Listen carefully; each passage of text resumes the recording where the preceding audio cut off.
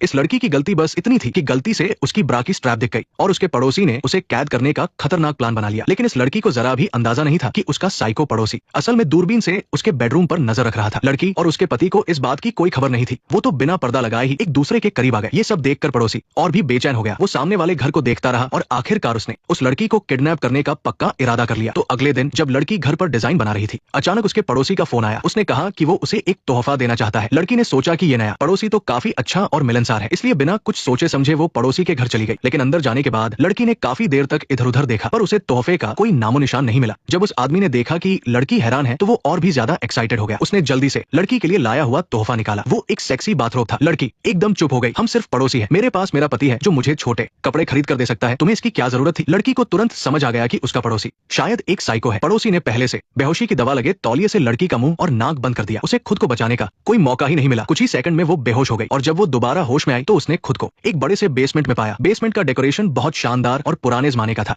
यहाँ तक कि वो बहुत आरामदायक भी लग रहा था, जो कि उसकी खतरनाक हालत से बिल्कुल उल्टा था। तभी उसके सामने से अच्छे से मेकअप की हुई एक जवान लड़की धीरे धीरे चलकर आई। इस साइको पड़ोसी ने एक और लड़की को भी कैद कर रखा था, लेकिन ये लड़की इतनी खुश क्यों लग रही थी? मुबारक हो, आपको एक ऐसी फिल्म मिल गई है जिसे देखकर साइको लोग भी कहेंगे कि ये तो कुछ ज्यादा ही हो गया। दूसरी किडनैपिंग वाली फिल्मों की तरह इस फिल्म का माहौल डार्क और गंदा नहीं है। इस फिल्म में कैद करने वाली जगह को बहुत ही खूबसूरती से सजाया गया है। ये इतनी साफ और सुंदर है कि आप कोई भी स्क्रीनशॉट लेकर उसे सीधे अपना वॉलपेपर बना सकते हैं। लेकिन माहौल अच्छा है तो क्या कहानी भी सीधी सादी होगी? ये मैंने अब तक का सबसे खतरनाक किडनैपिंग केस देखा है। जगह जितनी साफ है, किडनैपर की हरकतें उतनी ही ज्यादा घिनौनी लगती है। ये जबरदस्त कंट्रास्ट देखकर आपकी रूह कांप जाएगी। खैर, ज्यादा बातें नहीं करते, चलिए आगे देखते हैं। सारा को जब बेसमेंट में लाया गया तो पहले तो वो ये देखकर हैरान हुई कि इस बेसमेंट की सजावट कितनी अजीब और पुरानी है। लेकिन फिर जो लड़की उसके सामने आई, उसका पहनावा और मेकअप यहाँ की पिछली सदी की डेकोरेशन स्टाइल से पूरी तरह मेल खा रहा था, जैसे वो कोई बड़ी मेहनत से बनाई गई कलाकृति हो। सारा को उससे दोस्ती करने की कोई जल्दी नहीं थी। वो फटाफट बेसमेंट से बाहर निकलने का रास्ता ढूंढने लगी। उसने देखा कि खिड़की के बाहर से धूप आ रही है, शायद वहां से बाहर जाने का रास्ता हो। तो सारा ने जल्दी से एक चीज उठाकर खिड़की तोड़ दी। लेकिन जैसे ही उसने बाहर झांका, वो दंग रह गई। जिसे वो धूप समझ रही थी, वो बस एक नकली लाइट थी। बाहर निकलने का तो कोई रास्ता ही नहीं था। इस बेसमेंट की हर चीज को बड़ी बारीकी से डिजाइन किया गया था। इससे पता चलता है कि पड़ोसी रॉबर्ट पहले भी कई लड़कियों को किडनैप कर चुका है। सारा को इतना परेशान होकर रास्ता ढूंढता देख वो दूसरी लड़की मैरी, जो रॉबर्ट की ही कैदी थी, उसे बहुत गुस्से से देखने लगी। उसने सारा से कहा कि छटकाना बंद करो और जल्दी से जो कमरा तुमने खराब किया है उसे ठीक करो। वो ऐसे बर्ताव कर रही थी जैसे सारा समझ गई कि रॉबर्ट ने मैरी का पूरी तरह से ब्रेन वॉश कर दिया है। उसने पूरी तरह मान लिया है कि वो रॉबर्ट की सोने की चिड़िया है। लेकिन सारा हार मानने वालों में से नहीं थी। वो जल्दी से बाहर निकलने का दरवाजा ढूंढने लगी, लेकिन लोहे का दरवाजा बहुत मोटा और मजबूत था और आवाज भी बाहर नहीं जाती थी। सारा चाहे गला फाड़ कर भी चिल्लाती तो भी कोई उसकी आवाज नहीं सुनता। वो पूरी तरह टूट चुकी थी और बस मन ही मन प्रार्थना कर रही थी कि उसके पति राहुल को जल्दी से कुछ गड़बड़ लगे और वो पुलिस को बुलाकर उसे ढूंढ ले। उसी समय रॉबर्ट तब राहुल के घर में घुस गया जब वो काम पर था। उसने ध्यान से सारा के कुछ कपड़े चुने और उन्हें ले जाने लगा, लेकिन जैसे ही